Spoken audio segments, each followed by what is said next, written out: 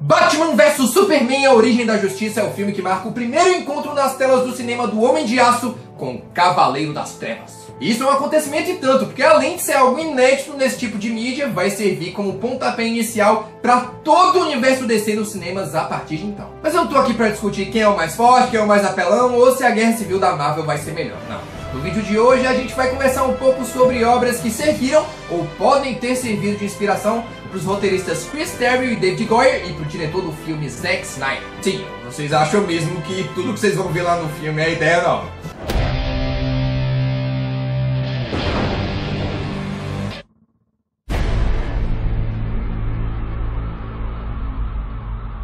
Vamos começar o vídeo de hoje pela referência mais óbvia, o Cavaleiro das Trevas, obra-prima de 1986 do grande Frank Miller. O Batman e o Superman, apesar de serem amigos, já brigaram várias vezes nas HQs, mas quando a gente pensa no Batman brigando com o Superman, é essa imagem que aparece na mente de muita gente. E não é à toa, Cavaleiro das Trevas é uma obra muito importante na história dos quadrinhos e muito do que se vê na cena do combate do Batman com o Super no cinema foi tirado diretamente dessa história. O lance de a gente ter um Batman mais velho, mais amargurado e mais experiente que sai de um longo período de inércia e volta a vestir o manto do morcego. Tem a bate-armadura também, que aliás está idêntica das HQs, e o motivo pelo qual os dois super-heróis lutam não é muito diferente da HQ original. A visão de mundo e de justiça que os dois têm é tão dispar, é tão diferente entre si, que às vezes, em último caso, eles não hesitam em trocar socos e chutes para fazer valer a sua verdade. Mas o Batman que o Superman, na verdade, porque o Superman é um cara da paz, é um cara de boa e que realmente se preocupa com o Bruce. Não precisa ser assim. E porque ele é esperto e sabe o que é melhor pra ele também. Precisa sim. O Cavaleiro das Trevas pode ser muito importante, muito influente para a história das HQs, mas todo mundo sabe que a melhor história do Batman jamais contada é Batman na Feira da Fruta. Isso é de conhecimento comum. Batman, de onde você tirou esse bate-escudo, hein? Porra, de onde você tirou essa merda? Isso tá muito engraçadinho, hein, Robin?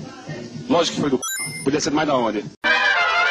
O Batman é um cara que nunca se deixa colocar contra a parede. Ele tá sempre preparado pra tudo e sempre tem um plano. Nós precisamos bolar um plano para pegar o Coringa, Robin. Eu sei de um plano. Eu também sei, seu porra. Na minissérie Torre de Babel é revelado que o Batman tem arquivos secretos contendo todas as fraquezas de cada membro da Liga da Justiça para o Batman poder usar contra eles no caso de um deles mudar de lado. E quem aí duvida que o Batman não usaria as fraquezas do Superman contra ele mesmo? Sei que eu não duvido, é do Batman que a gente tá falando.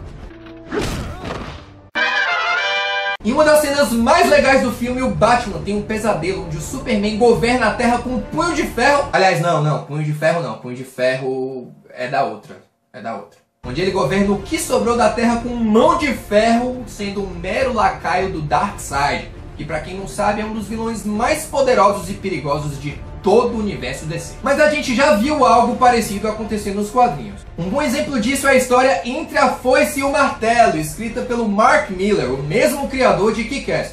Nessa história, que se passa numa linha do tempo alternativa, a nave do Superman vai parar na União Soviética comunista ao invés de cair nos Estados Unidos.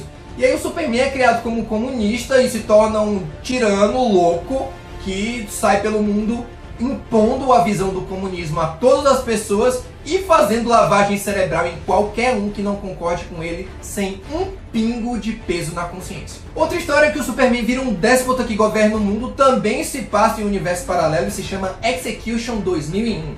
E nessa história, o Superman, vítima da Kryptonita Vermelha, decide que vai dominar a Terra e que vai destruir qualquer um que se opõe a ele. Mas o reinado dele não dura muito tempo, porque logo logo o Batman vai lá à satisfação e executa o Superman. Uau! Uau! Um Superman tirano a gente também vê no game Injustice, Gods Among Us, que eu tenho certeza que muitos de vocês que estão assistindo esse vídeo já jogaram. Nesse vídeo o Superman se torna um ditador louco, tirano, assassino sanguinário de um planeta Terra, de um universo paralelo ao nosso, e ele tem inclusive o próprio exército. E alguém da produção do filme com certeza jogou esse jogo, porque no filme ele tem um exército pessoal também, tá até no trailer essa cena. Outra referência muito legal dos quadrinhos e que está presente no filme se dá numa cena em que o Bruce Wayne olha para o uniforme todo pichado do falecido Robin, que foi assassinado pelo Coringa. Isso é uma puta referência a uma das histórias mais fortes e mais pesadas da mitologia do Batman, chamada Uma Morte na Família, onde o Coringa assassina o segundo Robin, o Jason Todd, usando a própria mãe dele para matar o cara. Filha da puta, hein?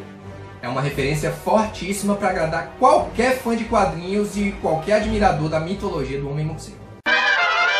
A Origem da Justiça também apresenta um Lex Luthor mais crível e com motivações mais claras, numa tentativa de fazer a gente entrar um pouco na mente do personagem e tentar entender por que ele odeia e teme tanto o Superman. Eu diria que nessa os roteiristas se basearam muito na história Lex Luthor, o Homem de Aço, escrita pelo Brian Azzarello, que também escreveu um encadernado incrível do Coringa. Nessa história a gente vê os acontecimentos do ponto de vista do Lex Luthor, que apesar de ser um cara arrogante, prepotente e se achar melhor do que todo mundo, realmente acredita no potencial infinito da humanidade de evoluir e de se tornar o que quiser, conforme eles vão superando todas as dificuldades que a vida impõe. E aí ele vê o Superman e toda essa crença dele cai por terra. O Lex vê o Superman não só como uma ameaça, alguém capaz de destruir a Terra simplesmente porque está de mau humor, mas como uma muleta da humanidade, alguém com quem a humanidade possa contar sempre para resolver todos os problemas dela e assim impedindo a humanidade de evoluir. Para o Lex Luthor, o Superman deixa a humanidade obsoleta, inútil e com ele no comando, com ele agindo por aí, a humanidade não vai a lugar nenhum. O Luthor realmente acredita de verdade na mente distorcida dele que todas as atrocidades que ele comete, as maldades que ele faz são pro bem maior da humanidade, sim. O que dá uma certa substância para ele, apesar de não justificar todas as maldades que ele comete. Isso casa muito bem com a declaração que o Zack Snyder deu sobre a versão dele do Lex Luthor que está presente nesse filme, que é um vilão que está além do estereótipo clássico de vilão, que é um cara que é mau só por ser mau. O Lex Luthor pode até ser o vilão desse filme, mas o que representa a ameaça de verdade é o monstrengo Apocalipse. Na história original, o Apocalipse foi criado por cientistas kryptonianos que buscavam criar o ser perfeito para exterminar as feras que assolavam o planeta, que naquela época era meio desabitado porque o ar de Krypton era venenoso. Foi o que eles fizeram, eles pegaram um bebê, jogaram no meio de Krypton, no meio das feras, no meio do gás venenoso, que era o ar deles, e prontamente é lógico que esse bebê foi morto, despedaçado em 1 milhão de pedacinhos por essas feras. Só que toda vez que o bebê morria, os cientistas iam lá, catavam o que sobrou do corpo dele, replicavam o DNA num clone e soltavam ele lá de novo para os bichos para morrer. Só que a cada nova clonagem, ele se tornava mais poderoso e mais louco. Os cientistas kryptonianos conseguiram fazer o guerreiro perfeito que eles tanto queriam, mas claro que deu problema.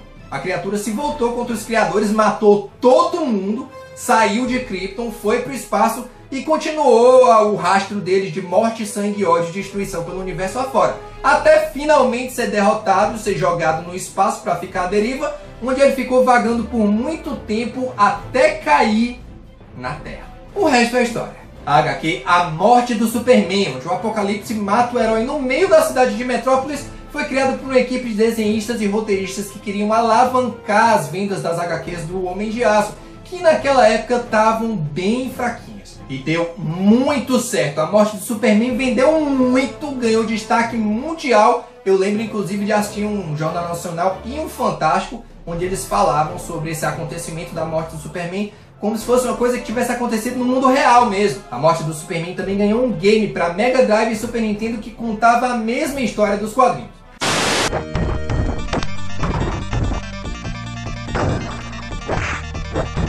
Spoiler! Ele volta! A princípio, quem luta contra o Apocalipse nessa história é a Liga da Justiça, que naquela época tinha uma formação completamente diferente, com heróis como o Besouro Azul, o Gladiador Dourado e a Fogo, que aliás é brasileiro. Mas falando em Liga da Justiça, a Mulher Maravilha e o Aquaman fazem participações cruciais em Batman vs Superman: A Origem da Justiça, que podem indicar que a Liga da Justiça nos filmes pode ser a mesma da fase atual dos quadrinhos, os Novos 52. Superman, Batman, Mulher Maravilha,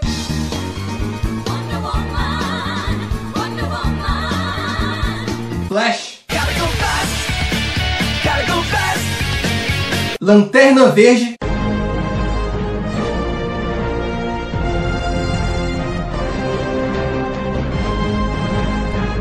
Aquaman. Vai, água! Acerta eles, água! Bate nele, água! E o Cyborg. Que?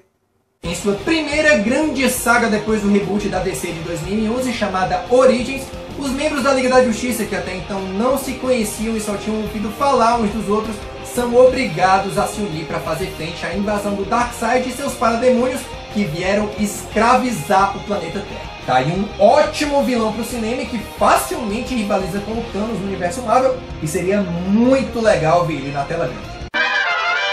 Então é isso, galera, o vídeo de hoje vai ficando por aqui. Eu espero que vocês aproveitem bastante Batman vs Superman, a Origem da Justiça. Se você gostou desse vídeo, dá seu like, se inscreve no canal, compartilha com seus amigos e, se possível, deixa um comentário aí embaixo falando o que você quer ver nos próximos vídeos. A gente se vê semana que vem. Tchau! Entrei na feira da fruta pra ver o que a feira da fruta tem. Tinha laranja, morango e banana, só não tinha jaca do meu bem.